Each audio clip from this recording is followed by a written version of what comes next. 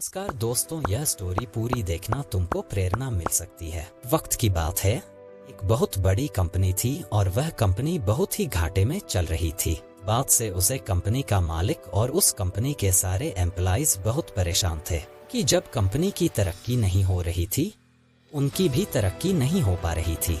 उस कंपनी के सारे लोग इस बात से परेशान थे, आखिर किस वजह से हमारी कंपनी की तरक्की नहीं हो रही है। सारे लोग उस वजह को ढूंढने में लगे थे। एक दिन उस कंपनी के मालिक ने सभी एम्प्लॉइज की टेबल पर एक लेटर रख दिया। सारी एम्प्लॉइज ने उस लेटर को खोलकर देखा तो उस लेटर में लिखा हुआ था कि इतने दिनों से जो हमारे कंपनी की तरक्की नहीं हो पा रही थी, इसका वजह हमारी ही कंपनी का एक इंसान था। इसकी आज डेथ हो चुकी है और हम सब लोग उस इंसान के फ्यूनरल पर अभी जा रहे हैं।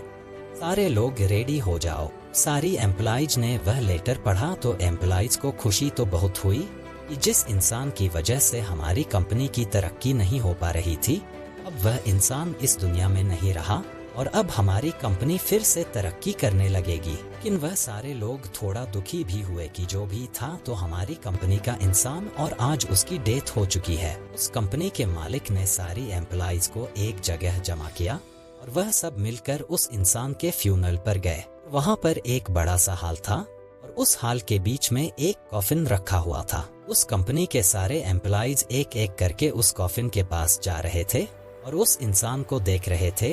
सारे एम्प्लॉइज यह देखने के लिए एक्साइटेड था, आखिर वह इंसान कौन था। जब एक एक करके सारी एम्प्लॉइज उस कॉफिन के अंदर देख रहे थे, सारे हैरान हो जा रहे थे। कॉफिन में कोई इंसान नहीं था कि उस कॉफिन में एक मिरर रखा हुआ था। इसमें उन सारे एम्प्लॉइज को अपनी ही शक्ल नजर आ रही थी। दोस्तों, इस कहानी से हमें यह सीख मिलती है कि हमारी जिंदगी में हम जिस भी पोजीशन पर है, वह हम किसी और की वजह से नहीं बल्कि अपनी खुद की ही वजह से है। बहुत सी बार अपनी परिस्थितियों को दोष देते हैं, मजबूरी को दोष देते हैं, लेकिन हम यह नहीं सोचते हैं कि आज हम जो मजबूर है या आज हम पर जो हालात है, वह भी हमारी खुद की ही वजह से है। हमेशा अपने काम को कल पर टालते रहते हैं, काम करने का भी मूड नहीं है। सब बहाने देकर हम खुद को ही कभी आगे बढ़ने नहीं देते हैं। कहते हैं ना कि मेहनत इतनी खामोशी से करो, कामयाबी शोर मचा दे। धन्यवाद।